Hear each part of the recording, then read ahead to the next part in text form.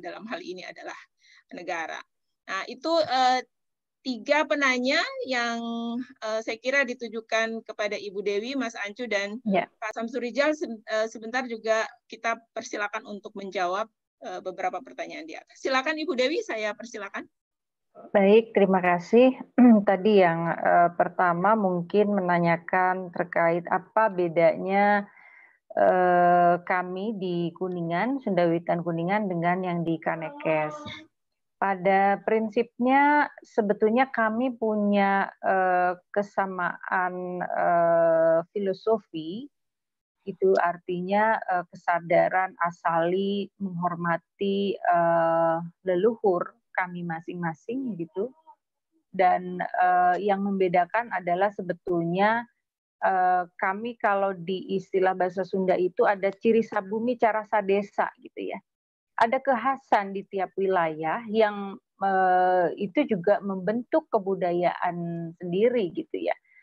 Ruang geografis itu juga membentuk kebudayaan, sistem kebudayaan sendiri, sehingga memang disitulah kekayaan keragaman kita di Nusantara gitu ya. Sunda di Kanekes atau di Bali dengan di kami, prinsipnya ada kesamaan. Kalau di Kanekes ada istilah tritangtu gitu ya. Kalau di kami ada istilah pikukuh tilu gitu.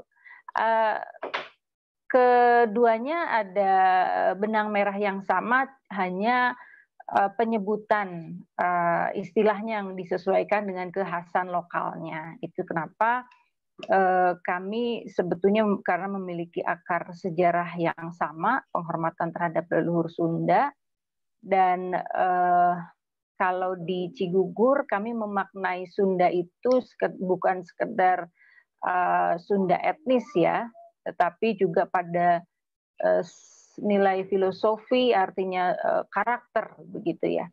Jadi dan kami meyakini antara saudara kami di Kanekes dengan kami itu juga punya fungsi atau tugas yang masing-masing berbeda gitu ya. Dalam arti kalau istilah di Kanekes itu kami percaya saudara-saudara kami itu bertapa di Mandala, bertapa di dalam situasi yang memang sangat tertutup gitu, terbatas gitu. Tetapi kami ini istilahnya bertapa di negara, di dalam sebuah keramaian, tantangan zaman.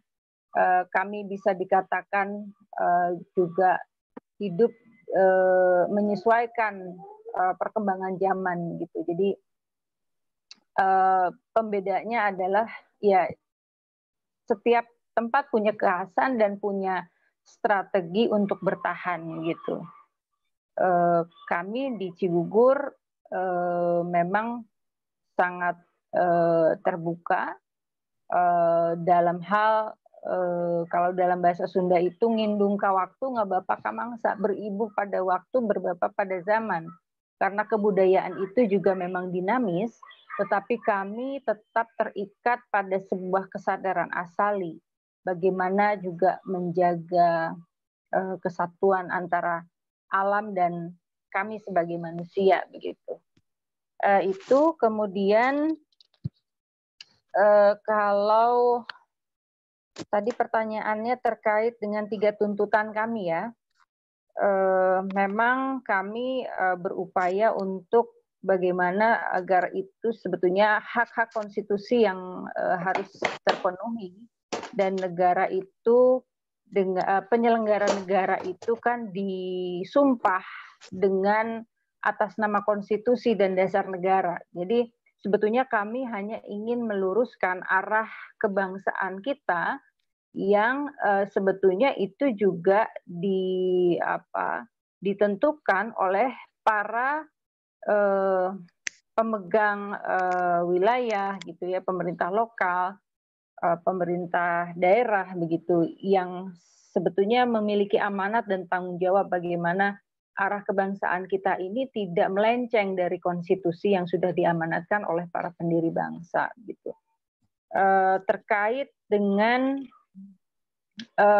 bagaimana kami sebetulnya mendorong upaya registrasi ulang sebuah kawasan cagar budaya gitu ya, karena kami melihat bahwa apa yang menjadi satu kesatuan ruang geografis masyarakat hukum adat kami adalah bagian yang tidak bisa terpisahkan dari masyarakatnya begitu, sehingga ketika perlindungan itu tidak menyeluruh, maka akan rentan untuk selalu dicari celah untuk terampas begitu ya, karena pengalaman kami yang sudah seperti itu. Ketika hak spiritual itu tidak diakui, tidak dilindungi, maka akan berdampak pada hak-hak sosial, ekonomi, dan kebudayaan yang lain juga gitu. Kemudian apa yang harus dilakukan oleh pemerintah, kembali lagi sebetulnya berangkat dari konsensus apa yang sudah ditetapkan dalam kehidupan bernegara ini. Adapun tadi saya katakan kami juga akhirnya memang memerlukan dukungan dari jaringan nasional begitu, dan sejauh ini yang menjadi mediator kami adalah partai pengusung pemerintah lokal ya. Artinya kita menagih janji apa yang sebetulnya menjadi arah ideologi kebangsaan dari partai-partai nasionalis itu, sehingga ini bentuknya bukan dapat diistilahkan sebagai sebuah intervensi, tetapi mengawal prinsip-prinsip kebangsaan kita gitu ya. Jadi saya kira pengalaman kami mungkin bisa juga menjadi sebuah cara gotong royong advokasi begitu ya, karena kalau kami masih merasa beruntung sebagai masyarakat adat yang masih memiliki akses untuk bisa berjejaring gitu ya. Tetapi kita juga harus membayangkan bagaimana masyarakat adat yang mungkin terpencil, tidak memiliki kapasitas untuk bisa bersuara memperjuangkan hak-haknya begitu. Nah ini penting sekali ke depan, saya kira ini menjadi sebuah contoh bagaimana mengadvokasi masyarakat adat dalam berbagai hak yang dipinggirkannya gitu ya, yang dicerabut dari yang seharusnya dia dapatkan gitu ya, bukan sekedar hak spiritual sebetulnya kan ya. Bagaimana tantangan sebagai masyarakat adat juga begitu banyak gitu, bagaimana pengelolaan ruang hidup dan kebudayaan seperti tadi saya katakan. Itu mungkin ada lagi yang tertinggal nggak ya? Satu pertanyaan lagi apa ya? Saya lupa.